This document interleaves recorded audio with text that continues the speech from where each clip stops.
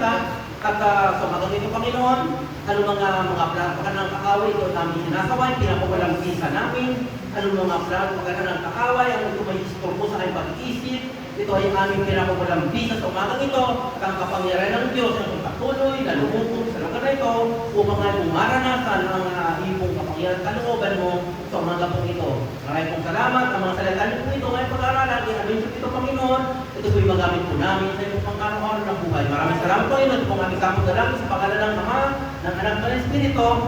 Lahat po tayo sumagot, sabi ng Amen. Hallelujah. Video natin ba? Nawala yung ating clicker. Sayang hindi ko nadala yung aking clicker. Okay, so katulad po sinabi ko kanina, alam niyo po ba na everyday ang namamatay po sa dito po sa Pilipinas lang, almost 1,700 a day ang namamatay. Everyday po yan. Kaya po, kumbaga, salamat po sa Diyos. Marami tayong dapat ipasalamat sa Panginoon na tayo ay walang sakit. Yung akin pong kaibigan na pastor, wala siyang ginawa kundi pangaral ng salita ng Diyos. Araw-araw, iniikot niya buong Pilipinas. Pero ngayon po, aksidente, nasa ospital, umiiyak. Hindi po yan? Salamat sa Diyos kasi wala po tayo gano'n na naranasan ngayon. Amen.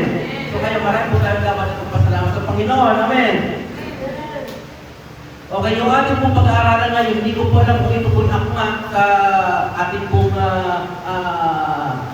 pag-aaralan, sa ating pong kaisipan, sa ating pong pananampalataya. Ngunit ito po'y ginawa ko sa tulong po ng Diyos. Yung ating pong topic po ngayon, walking in divine authority. Sabi po niya sa Matthew chapter 20, verse 18, sabi po niya, lumapit si Jesus at sinabi sa kanila, ibinigay na sa akin ang lahat ng kapangyarihan sa langit at sa lupa. Ito pong mensahe po ito, this message is to awaken the church to the authority of Christ that given to us and break the spirit of fear, defeat, and weakness, and empower everyone to boldly stand, resist the enemy, and advance the kingdom of God. Ako po naniniwala that we are not a defeated church trying to survive the attack of the enemy, but we are the powerful church. Amen. Called to stand in Christ and resist the darkness and advance the kingdom of God. Kasi po, sabi po sa Lucas chapter 10 verse 19, binigyan ko kayo ng kapangyarihang tapakan ang mga ahas at mga alakdan at daigin ang lahat ng kapangyarihan ng kaaway at walang makakapanakit sa inyo. Although ito po ay utos po ng Panginoon doon po sa 72 na kanyang inutusan, pag binasa po natin, pero ito po ay para din po sa atin ng mga mananampalataya. Amen. At alam po natin ang araw-araw ay panipaglaban. Amen. Araw-araw ay panipaglaban po sa ating isipan. Ito po, balikan po natin ito. Kasi po yung ating pinag-aaralan po dito is authority. It's all about authority. Kung makikita niyo po sa picture, bakit kaya yung pulis napapatitig ngayon yung sasakyan? Ano po yung meron sa kanila? Pwede sa dasaan ng truck, napakalakas ng truck, pero bakit tumitigil pag pinara ng pulis? Oy, tigil! Pero bakit natigil? Meron silang authority. Yung authority po na binigay sa mga pulis, yun ay binigay ng gobyerno natin. Kaya pag sa pinara ng pulis yung truck, natigil. Amen. Ako po yung nag-drive din ng sasakyan, at ilang beses na rin po ako na pinara ng pulis, at ilang beses na rin po ako nahuli. Amen. Next, ito po. Ito po yung ambassador, ito po yung hari. Ibig sabihin po, ito po yung nakatayo, siya po yung ambassador ng hari. Ito po yung sa kapila, ito po yung, I think si Manuel Rodriguez, siya po yung ambassador ng Pilipinas sa US. Pag sinabi pong ambassador, siya po yung kinatawan ng isang kaharian at kinatawan ng Pilipinas. Sabihin po, wala pong nangyayaring mga negotiation without this ambassador ng Pilipinas. So lahat po ng connection, transaksyon sa US, nangyayari po dito sa ating ambassador ng Pilipinas, si Rodriguez. Amen. Ngayon, pag binasa niyo po ito, alam po natin na we are ambassador of Christ. Amen. So lahat po tayo ambassador ni Kristo. Ibig sabihin, kinakatawan natin yung kalangitan. Amen. So power po pala tayo. So meron tayo authority. Amen. Merong authority yung mga Kristiyano kasi pinakatawan natin yung hari ng mga hari. Yung kapangyarihan ng kalangitan. Amen. Amen. Ito ba pera pong isang kwento? Saan po yung nag-start yung ilog dito sa Dumacaca River na yan? I think, no? Makuban? Lumban? Yan. May meron pong kwento, ganito po yung kwento. Yung makikita nyo po dyan, meron pong lion na may 5 anak at sila po ay tumawid sa ilog ng Dumacaca River. Ngayon, dahil po sa biglang bumaha, yung isa po nawalay, hindi nakatawid. Yung isa po nakasakay sa balsa. Kasi po inanod ang inanod na akala nung nanay, patay na. At yung po, ito pong leon po na ito po ay nakarating po doon sa parte po ng dalahigan ba? Dalahigan yung mga pinakadalahigan po. Yan. Doon po sumampa yung balsa. At doon sumampa, kuwan po siya, iyak po ng iyak. At ito po sa kaiyak niya, meron po isang grupo ng tupa. Nung unang panahon pa po ito, ngayon, wala pa tao dito. Dahil po doon sa nakita ng grupo ng tupa na merong iyak ng iyak, ngayon po, binitbit dito ng tupa. Binitbit ng tupa rito at kasama-sama na nila. Hanggang po sa lumaki ngayon, yung lion. Ngayon po, nung malaki na yung lion, sabi nung nagtaka yung lion. Kasi sabi niya, bakit sobrang laki ko sa kanila? Pero kanya, yung kinakain itong mga kasama ko, kahit maliliit, kinakain ko rin. Kaya, alam niyo po sabi niya, tupa talaga ako. Sabi niya, tupa talaga ako. Hanggang po sa tumanda ngayon yung lion. Tumanda siya. Ito na po siya, tumanda na po siya. Hanggang sa yung kanyang ngipin, nag-aanog-anog na, hindi na makakagat. Kasi matanda na siya. Doon lang po niya na-realize na lion pala ako. Amen. Ito po basahin po natin. Dahil po dahil maraming Kristiyano ang parang leon na lumalaking kasama ng mga tupa. Yan. May lakas sila, pero hindi nila alam. Yan. Ang iba alam, pero hindi ginagamit. Parang tayo po dyan, ano? May autoridad sila, pero namumuhay ng kanunan. Yan. Ito po yung tanong ito. Alam ni Satanas kung sino ka. Ang tanong, alam mo ba talaga kung sino ka kay Kristo? Amen! So ito po yung pag-aaralan po natin. How to walk in divine authority. Number 1 po, kaya po dyan, authority begins with total surrender to God. Sabi po sa Santiago chapter 4 verse 7, pasakop kayo sa Diyos, labanan ninyo ang diablo at tatakas siya sa inyo. Ang sabi po dyan, pasakop, submit, and then labanan. So merong gagawin ang Kristiyano. Labanan at tatakas po yung diablo sa buhay po natin.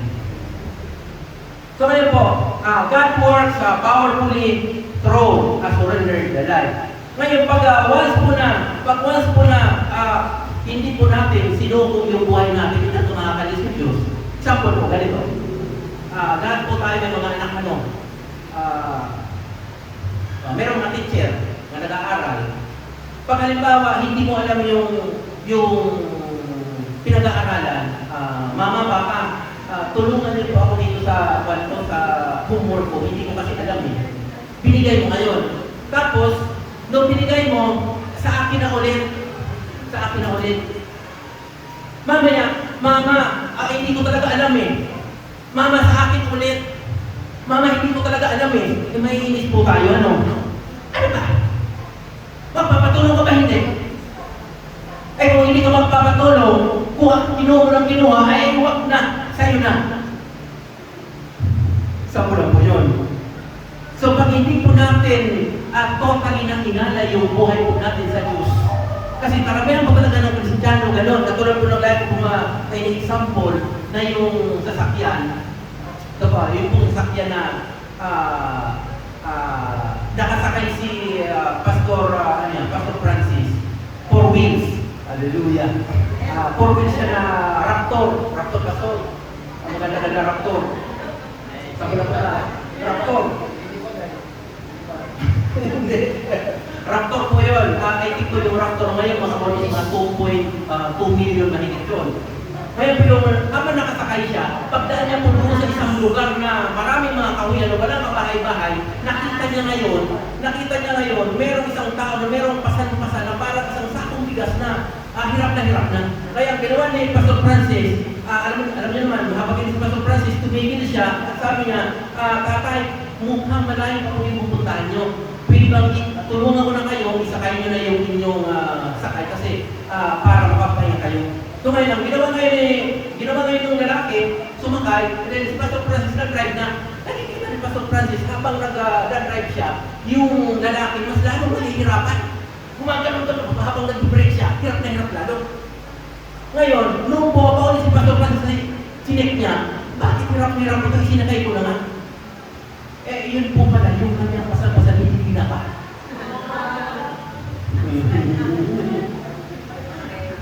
Kaya pag break ni Pastor, abay mas lalo nahihirapan. So ganun din, pag hindi natin sinubok yung buhay natin, hindi talaga makakilos din Diyos sa buhay natin. Amen? Yan, sabi po dyan, hidden sin destroys spiritual authority. Yan. Meron po akong kwento po sa inyo. Meron po akong kaibigan doon na hindi pa siya pastor. Nakakilala sa Panginoon, pero kung namumuhay pa rin, yung sabi niya sa akin, ako niya ay buhay ko, ABCBN. Alam niyo ba sa ABCBN, yung buhay ng ABCBN? Yes! Yan, anak, babae, sugadan. So ngayon, meron po noon sa church na naposes na babae. Ngayon, sila, hindi nila kaya maipag-pray. Kasi, paggabi, nandun sa, sa kabaret. Tapos, pag Sunday, nandun ngayon sa church. So, paano mo kayo maipag-pray ngayon? So, kahit sila, parang hindi talaga nila kaya. Hindi nila kaya. Kaya nagtawag po sila ng isang pastor na anointed para palayasin. So, ibig sabihin, meron pong hidden sin. Hidden sin destroys spiritual authority. Amen. Sabi po sa awit 66 verse 18, kung ako'y nakikinig ng kasamaan sa aking puso, hindi sana ako ininig ng Panginoon. Sabi po dyan, humility attracts God's power. Sabi po sa Santiago 4:6, then 1 Peter 5:5, ang Diyos ay laban sa mga pagmataas, ngunit nagbibigay ng biyaya sa mga mapagpakumbaba.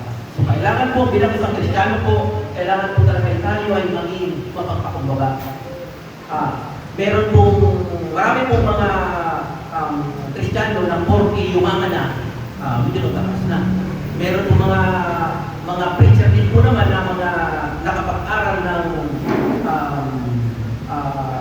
masteral, yung iba po, lumalaki ang ulo. So, para po sa akin, kailangan po talaga, ano man yung kalagayan po natin, manatili po tayo magpakumbaba, kasi po, mas lalo po tayong ikatas ng Panginoon. Tayo po dyan, hindi mo maaaring gamitin ang otoridad ng Diyos habang sinusuway mo ang kanyang otoridad. Amen. Next, number 2 po, balik po, 5 po ito. Tayo po rito, authority is released through the fire of the Holy Spirit. Alam po natin yan? At sabi po niya sa Acts chapter 1 verse 8, tatanggap kayo ng kapangyarihan pagdating sa inyo ng Espiritu Santo. Ang tanong po, tinanggap na ba natin ito? Tinanggap na natin? Nandito na sa atin? Kasi pag nasa tinanggap natin ang Paiso Kristo, full package na po yun. Kaya lang, hindi po na activate kasi nga, hindi tayo totally na sumusunod sa kalooban ng Diyos.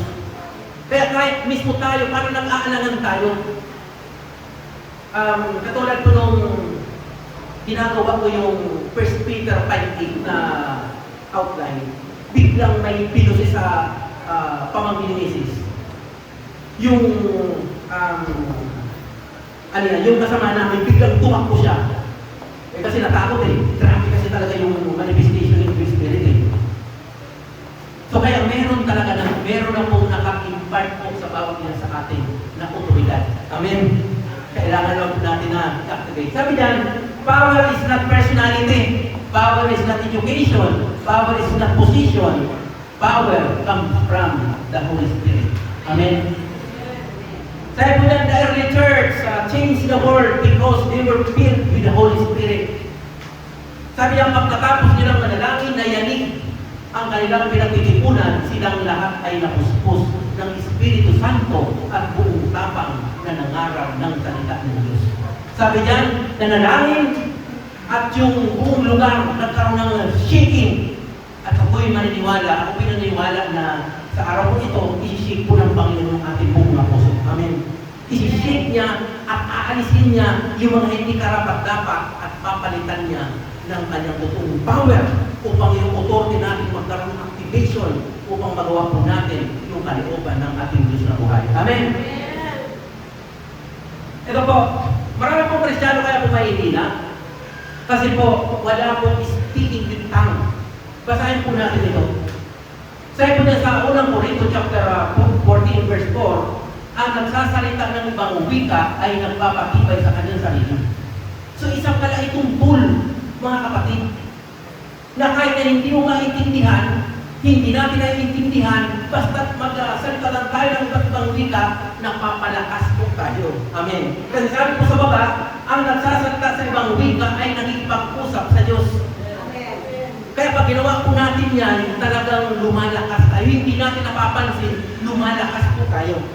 Amen. Kasi po yung sinasabi ng salita ng Diyos. Principle, sabi po dyan, without the Holy Spirit, authority becomes only words. Sabi niyan, don't seek a guidance, seek the Holy Spirit Himself, then the fire in your heart will follow. Next, right Christian produce powerful, powerless ministries. Yan. Sabi po dyan, dry Christian produce powerless ministry. Ano po ito? Ano po ibig sabihin ito? Sino po yung mga kasama natin araw-araw? Nadadrive po tayo pag once po na yung kasama natin makamundo. Lalo-lalo po ngayon talaga, very crucial po ngayong panahon. Kasi yung kalaban po talaga natin ngayon, cellphone. Last na bagay na binibitawan natin bago matulog, cellphone. First na bagay na hinawakan pag-ising, cellphone, hindi naman po lahat. At gusto po ng tao, ma-entertain po tayo. Yun ang gusto ng laban natin, pero ma-entertain tayo. Kaya tanin nyo ito mga kapatid, talagang nanghihina po ang mga Kristiyano. Kasi, yung oras sa mundo masyado mahaba. Pero yung oras para sa Panginoon, maiksi. Kasi nga, yung gusto ng laman natin, entertainment. Amen. Pero sinabi ko sa Bible study, entertainment. Gusto natin talaga ma-entertain tayo. Pag hindi tayo na-entertain, hindi pa tayo. Gusto natin ma-entertain. May sabihin ko, kaya yung nagiging dry po yung ating spiritual. Hindi natin namamalayan katulad na sinabi ni Pastor Francis nakaraang linggo. Ang pag-atake ni Satanas, tandaan niyo po, kung minsan hindi po natin mararamdaman. Kaya po yun. Hindi natin siya nararamdaman, unti, hanggang sa ayoko na mag-attend ng church. Ang mga kanta niya pabalik-balik, mga kanta, wala namang nararamdaman. Unti po yun. Hanggang sa lumaki na, hanggang sa kung minsan, parang wala nang gana sa iyo, kahit yung magbabasa ng salita ng Diyos, wala nang gana. Kasi bakit?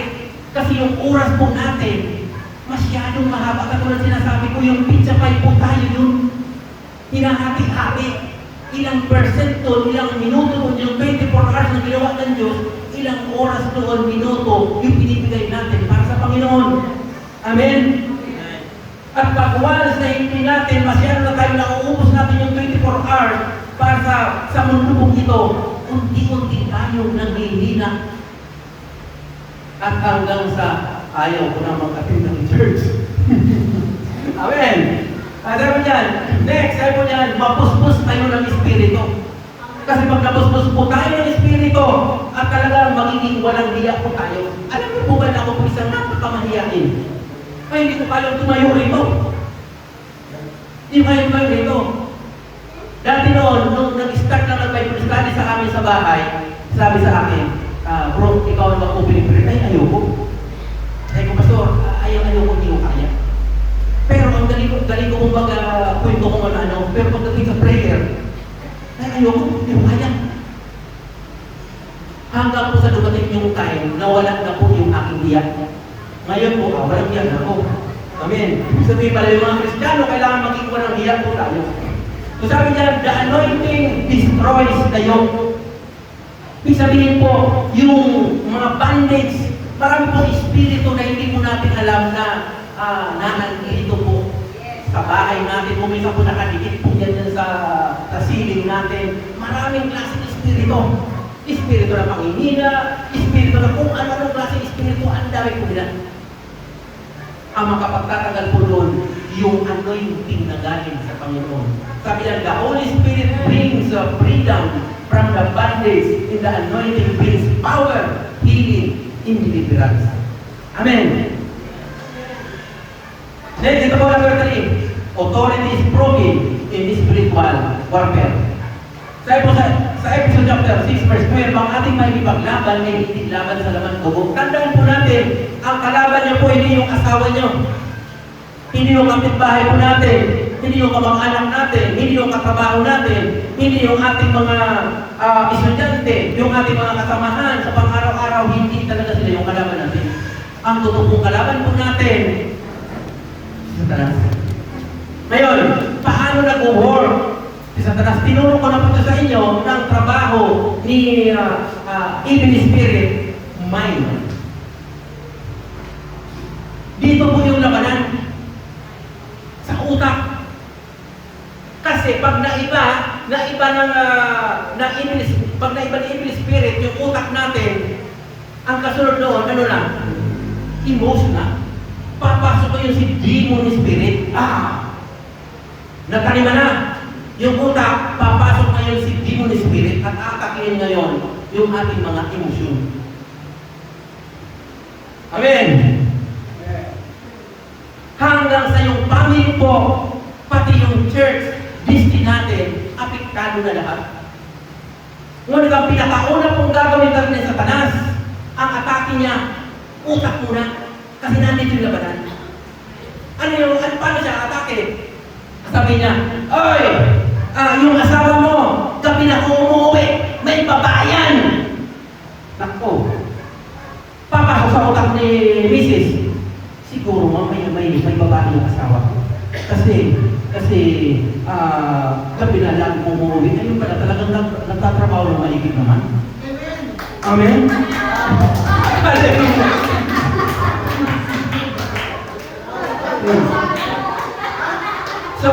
So maraming paraan na pag-atake ni Satanas. Maraming paraan. Ang titirahin niya talaga yung ating buong utak. Utak talaga ang uunahin niya. At pag mas nakapasok na, magmamanifest na yun si demon spirit. Amen. Hanggang sa papasok si demon spirit. Ano si demon spirit? Yung bad character action na. Yung magiging action niya na ngayon, yun ay gawain ng demon spirit. At papasok na ngayon si Satan Spirit na yun, nasisira na po sa buhay natin. Kaya merong mga sakit karamdaman, gawa ni Satan. Amen. Next, ito po, kaya po, pagwas mo ganun yung mga ginagawa ni Satanas, sabi po rito, hold your position. Amen. Yun po yung ating nakakalimutan na wala tayo sa posisyon. Kumbaga, akala natin tayo ay talunan, hindi tayo talunan. Amen. Tayo po ay mga nagumpay na Kristiyano. Sabi po niya, as a son of God, we have full authority over the words of the enemy. Amen. Kaya sabi niya, kaya't gamitin ninyo ang kasuotang pandigma na mula sa Diyos.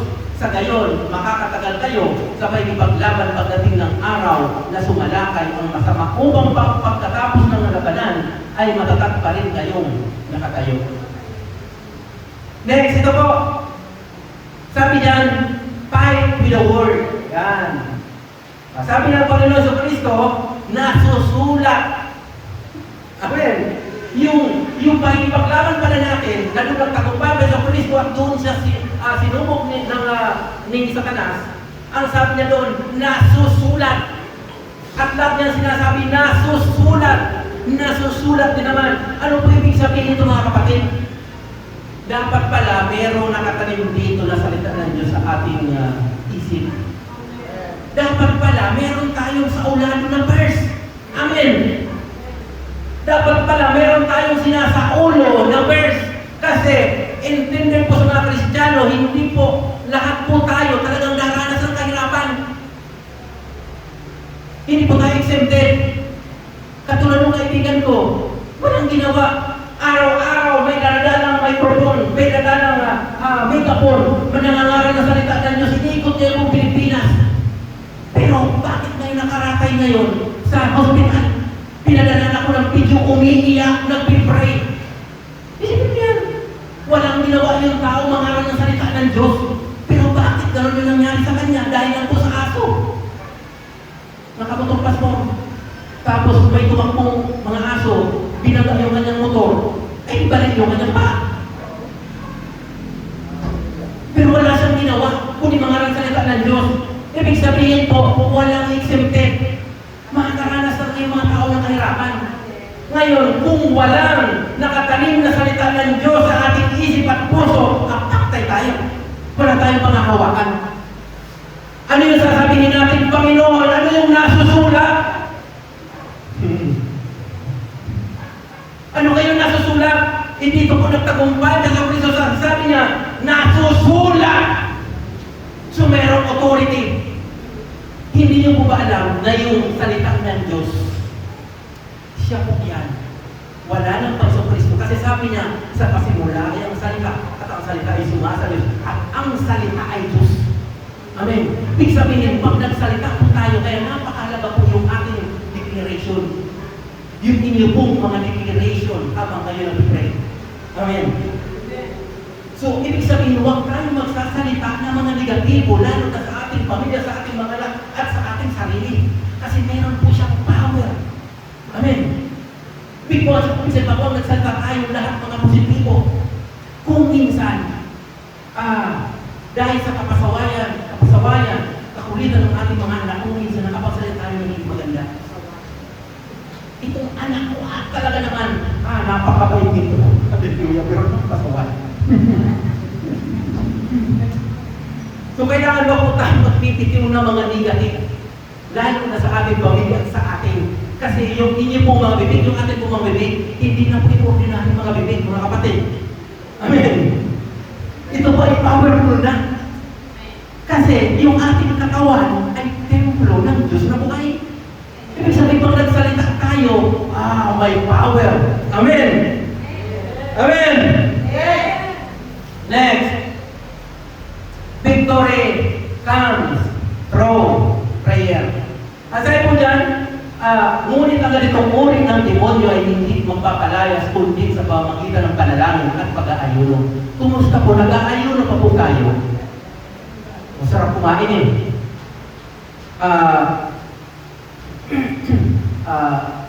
Ako po, try ko na po yung 3 days na dire-diretso na fasting,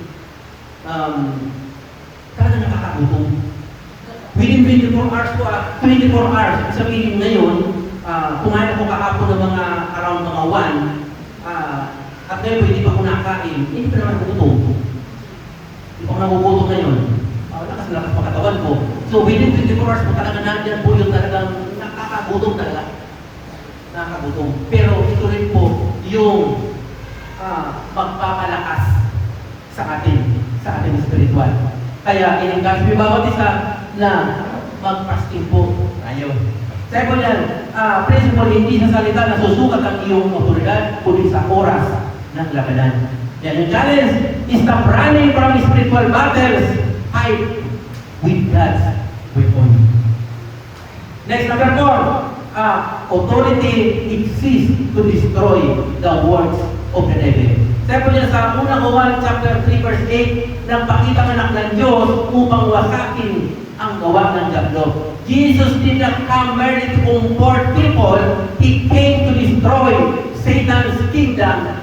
Then, now, He sent His church, tayo po. Amen. Sinend tayo ng Paso Kristo. Wala na dito Paso Kristo. Diba sabi kanina, tayo ay ambassador ni Kristo at tayo po ay sinusubo niya lahat na wasakin, palayasin ang gawa ng kadiliman. Cast out darkness. At binigyan na tayo ng kapangyarihan. Sabi yan, ang sumasampalataya ay bibigyan ng kapangyarihan gawa ng mga himala. Sa pangalan ko ay magpapalaya sila ng mga demonyo at magsasalita ng iba't ibang wika. Lahat po tayo sumasampalataya, di ba? Amen? Amen! Lahat po tayo sumasampalataya. Amen! Sumasampalataya. Ibig sabihin, meron tayo ganito. Meron tayo authority. Amen? Ibig sabihin, pag once pala na meron kang sakit, ipapatong mo yung iyong kamay sa iyong ulo. In the mighty name of Jesus. Amen. Kasi meron na tayong authority. Ano mang sakit karamdaman, meron tayong authority. Hindi na natin kailangan tawagin pa si pastor o kung sino pa. Meron kang authority. Kailangan po i-exercise po natin yung authority na ibigay sa atin ng Panginoon. Amen.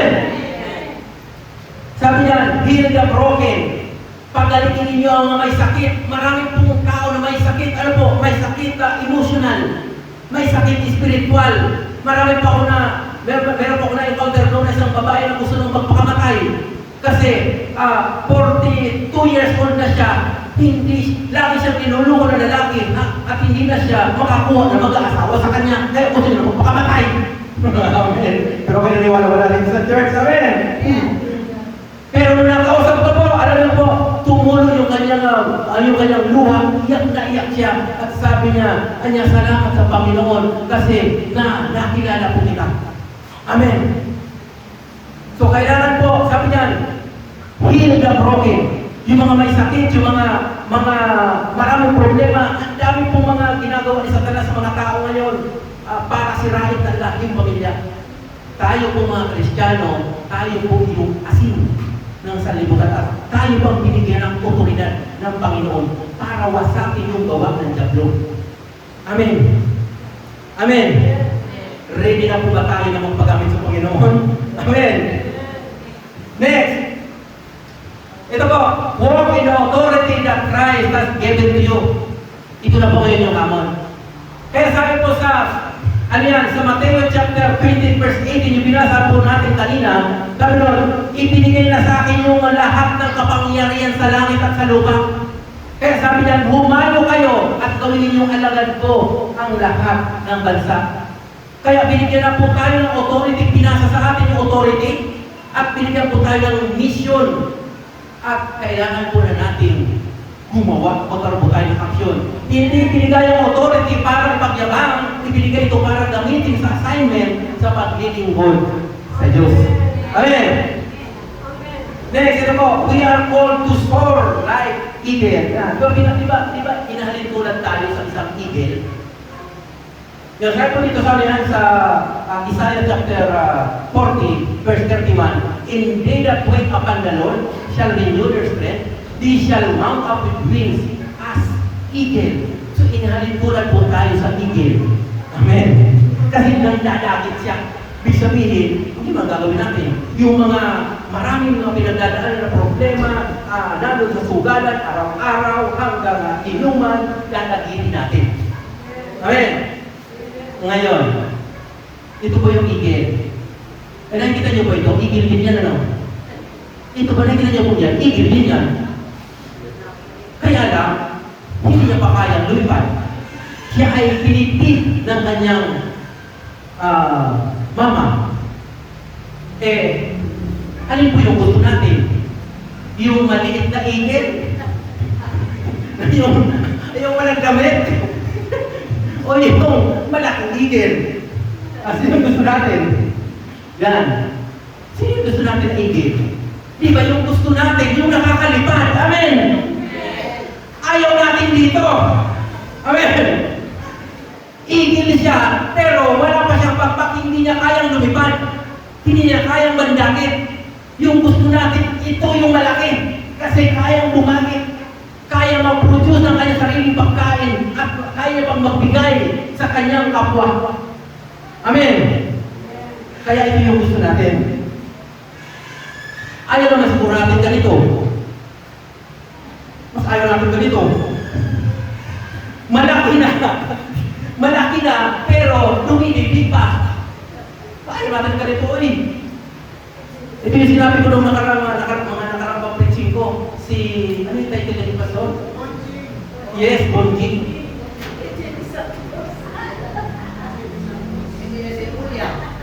Ayaw ninyo, di ba? Ayaw natin. Papayag ba kayo na ganito yung kalagayan natin, tapos yung ating physical na ginagawa, meron tayo, habang pupunta tayo ng church, may nalala tayo ng bibiron, at maya-maya, ibigay. Ay, hindi tayo papayag doon. Amen! Amen! Hindi tayo papayag doon, spiritual. At hindi dapat nangyari yun. Kaya, ito yun, Christian must be like this at all times. Dapat ready. Hindi dapat ganito. Amen! Kaya natatalo ni Satanas kasi ganito. So dapat tayo ay dapat maging ganito. So ngayon, sabi niya, Christian authority. Ibinigay sa atin, Christ gives authority. We walk under His authority. We obey His commission. Principle sabi niya, the church is not called to entertain the world, but to confront the darkness. Challenge, hindi tayo tinawag para matakot sa kaaway. Tinawag tayo upang tumayo laban sa lahat ng gawa ng kaaway. Amen? So ngayon po ito, what do we do? What do we do now? Sabi po yan, we are attacking by the enemy every day, every hour, every minute. Whether you like it or not, mga kapatid, ayaw mo makipaglaban dahil po sa tayo po ikasunod ng Kristo, araw-araw inaatake po tayo. Kung sa suntok, mahina lang, ganito yun yung sarili nyo, ganito lang ba? Yung kalapit nyo, ganito yun. Mahina lang. Pero, 1 million times, mamamaga. Hanggang sa sasakit. Hanggang sa hindi na makaya. Ganun din po yung ginagawa ni Satanas. Kaya, ano yung gagawin natin? Yan, sabi ko yan, take the full armor of God.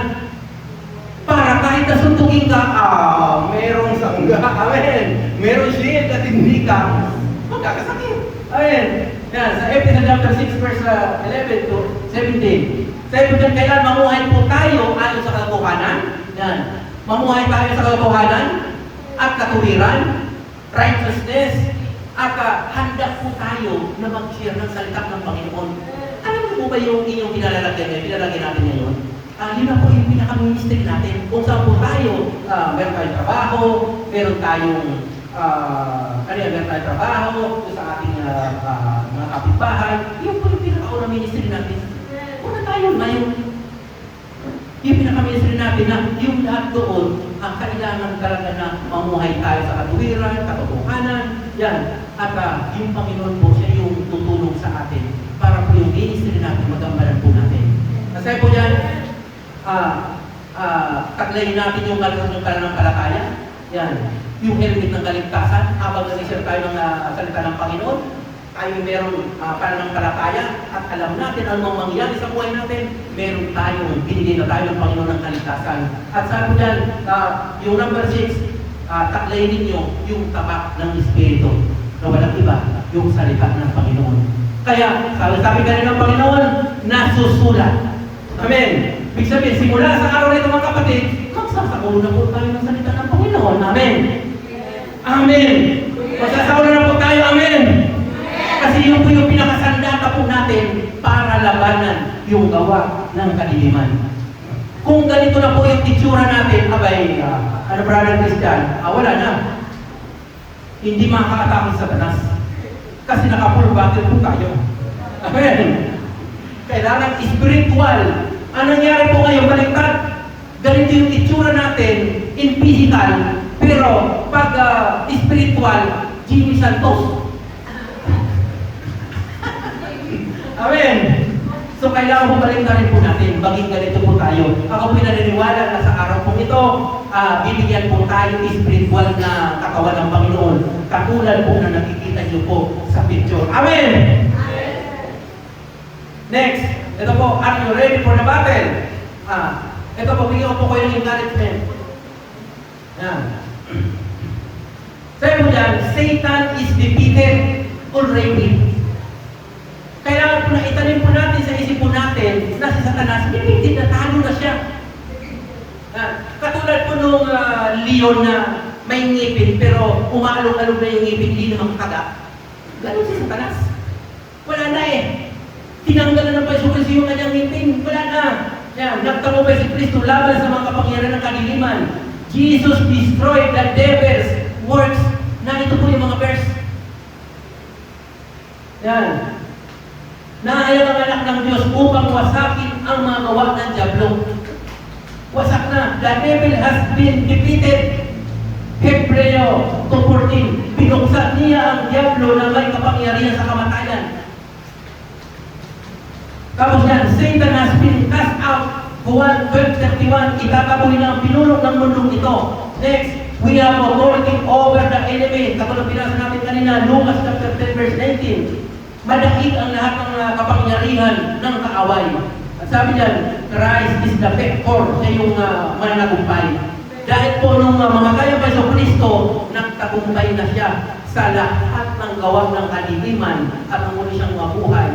Totally defeated na lahat ng mga gawa ng Diablo. Sabi niya, hindi tayo nakikipaglaban para malaman kung sino ang mananalo. Nakikipaglaban tayo mula sa tagumpay na nakamit na ni Kristo sa krus. Amen. At ito po, sa ulo niyo po ito mga kapatid. Napakalaga nito. Pili niyo po sa ulo yung pinaka-cool na verse ito. Hindi ko lang po kinuha lahat. Sabi niya, the spirit within you is greater than the power of the enemy. Yung tinanggap po natin na espiritu na nasa atin ngayon, di ba sabi sa 1 Corinthians chapter 3 verse 16, and then 1 Corinthians chapter 6 verse 19, sabi doon, kayo ang templo ng Diyos na buhay. Yung inyong katawan ay binili na.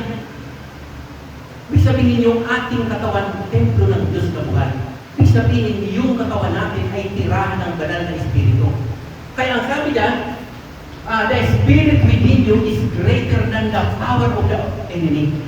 At sabi sa 1 Timoteo chapter 1 verse 7, God has not given us a spirit of fear, but of power, love, and sound mind. Big, sabihin powerful ka. Amen. Kailangan lamang na ibukas natin yung ating bibig. Kaya, huwag kayo magkakalit ng mga negative sa kayo kanina. Kasi, may power na yung ating pong mga bibig. Amen. Powerful na tayo. Hallelujah. So ngayon po, tayo po ay tumayo, tayo po ay isuko po natin yung ating sarili sa Panginoon. Hindi po makakakilos yun Diyos sa buhay po natin. Kung hindi po natin isusuko ng tuluyan yung ating buhay sa Panginoon. Sabi ko nga kanina, kailangan na fully surrendered po tayo. Suko natin yung ating buhay sa Kanya at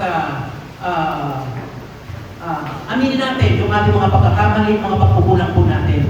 Habang tayo po ay nakapikit, habang tayo ay nakapikit